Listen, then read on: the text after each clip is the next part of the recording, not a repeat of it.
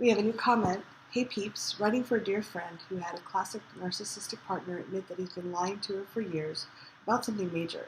It's a long story. I'm looking for advice about the psychological response to experiencing betrayal and the loss of an abusive, addictive relationship. How can someone frame a bad relationship in their self-talk so they can find the strength to pick up and move forward? Tough question, I realize. Love you. I love your channel so much. I'm always sad when there's a part 2 and it's not posted yet. They're so thoughtful. Well, thank you for saying nice things about us. Yes, of course we want to answer this question. Yes, of course. Yeah. We do really appreciate people writing in. And I love that you care about your friend and you're putting so much thought into this. And there's definitely some things you can do to help. And I also want to suggest that if someone's been in an abusive relationship or a controlling relationship for a number of years, there's going to be a period of grieving and a period of just kind of feeling the feels. So it's sometimes we want to fix things as opposed to just being there with them, and encouraging them to take the steps to help them not repeat the pattern is wonderful. Mm-hmm. And it's also okay just to give them space, if you're a yes, to feel what they're feeling. This is Cathy Vartuli from theintimacydojo.com. And Reid back of readaboutsex.com. It's such a good question. We forgot to do our little intro. Yes. Oh my goodness. I was wondering why you were smiling at me. I know, because we forgot.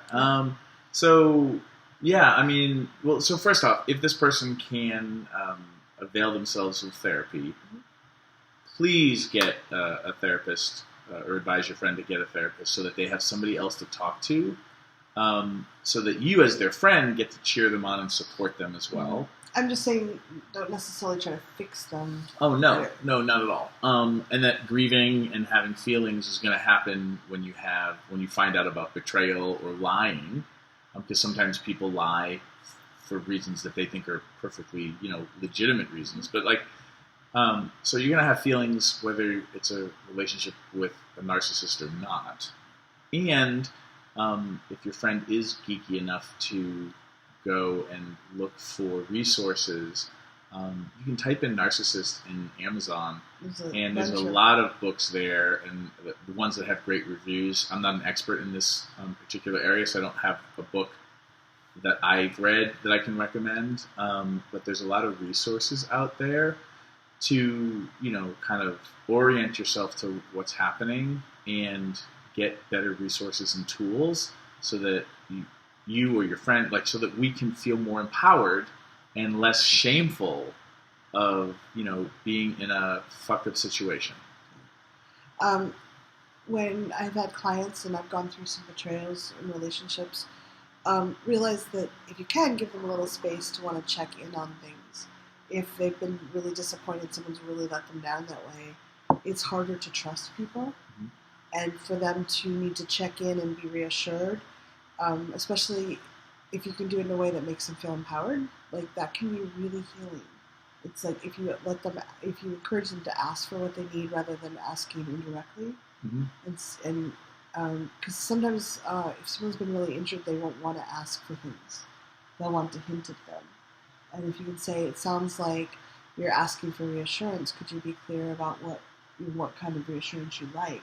Mm-hmm. The way that occurs to me is I'll often ask people in a conversation, what hat do you want me wearing right now? Mm-hmm. Do I have my fix-it hat on? Am I your cheerleader? Do you want, somebody who's on your side being like, how dare they? Let's go find them and kick them in the shins. What role do you want me playing right now in this dynamic? That can be really helpful because then you're helping the other person figure out what they need. And then ideally, you don't have the wrong hat on, right? Because when I mistake that somebody needs fix-it Reid and I'm trying to fix it and that's not what they need, that just makes it worse. And then people who are in pain can then shut down. So that approach to me has been really, really helpful in empowering others to find their words. I found emotional freedom techniques, or people call it tapping or EFT, was very powerful for me to release a lot of the old trauma I had. So there's different techniques out there, different ways to release some of the energetic trauma that's probably present. Hope this was helpful. Yeah. Let us know how it goes, if that feels appropriate. Leave comments, other people's resources. If you've had an experience like this, what helped you get through it? Hit subscribe. Thanks for tuning in, Sex Geek. If you would like to continue with the brain sex, do me a favor and click subscribe right here. If you'd like to watch me on social media, that's where you're going to go. Next video, maybe? And if you really would like your own Sex Geek t-shirt, please click right here, right now. Boop.